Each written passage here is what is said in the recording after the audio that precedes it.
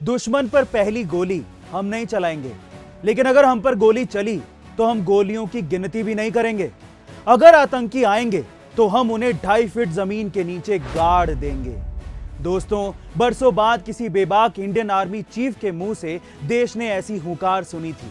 यह हुंकार थल सेना, जल सेना और वायु सेना के प्रमुख जनरल बिपिन रावत की थी। सीडीएस बिपिन रावत सिर्फ एक नाम नहीं थे, बल्कि इंडियन डिफेंस फोर्स की वो मिसाल थे जिन्होंने इंडियन आर्मी को एक ऐसी कड़ी में जोड़ा था कि हिंदुस्तान का हर दुश्मन हिंदुस्तान का नाम सुनते ही कांप उठे। लेकिन दुख इस बात का है कि वो बेबाक आवाज और पराक्रम के लिए विश्व विख्यात भारतीय सेना की ताकत सीडीएस बिपिन रावत आज हमारे बीच नहीं रहे। दरअसल तमिलनाडु में एक हेलीकॉप्टर हादसे में सीडीएस बिपिन रावत और उनकी पत्नी मधुलिका रावत समेत 13 लोगों का निधन हो गया। इसी घटना के बाद देश में दुख की लहर है। लेकिन इसी बीच सीडीएस बिपिन रावत के गुरु कर्नल बर्मन का कहना है कि बिपिन रावत सेना के सर्वोच्च पद पर थे। उनके कार्यकाल में सेना ने इतिहास की 2 बड़ी सर्जिकल स्ट्राइक्स की थी। इसके चलते इस बात से इनकार नहीं किया जा सकता कि हेलीकॉप्टर क्रैश होना महज एक हादसा न होकर एक बड़ी साजिश भी हो सकता है। और इसी वजह से सीडीएस बिपिन रावत को ले जा रहे MI-17 हेलीकॉप्टर के क्रैश होने के बाद उसके ब्लैक बॉक्स की काफी चर्चा हो रही है, क्योंकि इस ब्लैक बॉक्स के मिलने के बाद घटना से जुड़े कई राज सामने आ सकते हैं। लेकिन सवाल ये उठता है कि ये ब्लैक बॉक्स आखिर होता क्या है। देखिए, सीधी भाषा में अगर समझने की कोशिश करें तो किसी भी हेलीकॉप्टर की दुर्घटना का पता लगाने के लिए ब्लैक बॉक्स का इस्तेमाल किया जाता है।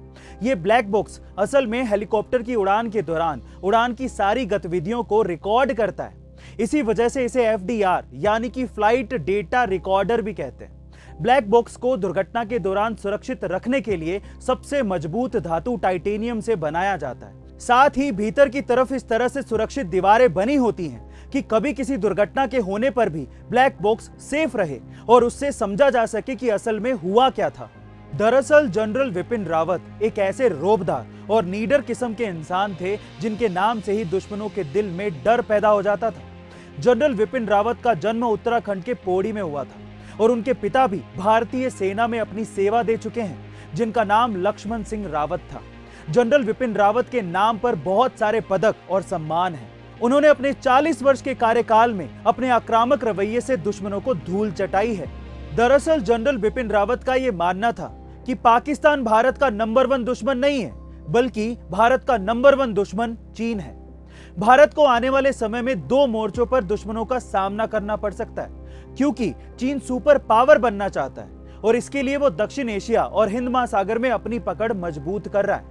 म्यांमार और बांग्लादेश में चीन की घुसपैठ भारत के लिए राष्ट्रीय हितों के हिसाब से ठीक नहीं है, क्योंकि ये भारत को घेरने के प्रयास है। इससे आने वाले समय में एशिया में भारत के लिए खतरा पैदा हो सकता है। बिपिन रावत ने यह भी कहा था कि पाकिस्तान ने जिस इलाके पर अवैध कब्जा कर रखा है उसे पाकिस्तान नहीं बल्कि आतंकवादी चलाते हैं। POK आतंकियों के द्वारा नियंत्रित देश है। सीडीएस बिपिन रावत का यह भी मानना था कि पाकिस्तान आगे चल के भी जम्मू कश्मीर में छद्म युद्ध जारी रखेगा। यही नहीं, वो पंजाब समेत देश के बाकी हिस्सों में भी समस्याएं पैदा कर सकता है। दोस्तों, जनरल बिपिन रावत जी ने चीन और पाकिस्तान जैसे नापाक इरादे रखने वाले पड़ोसियों से बड़ी चुनौतियों के बीच भी देश की सुरक्षा की। उन्होंने कम समय में ही भारत की सैन्य तैयारियों को दुश्मनों से मुकाबले के लिए तैयार भी किया।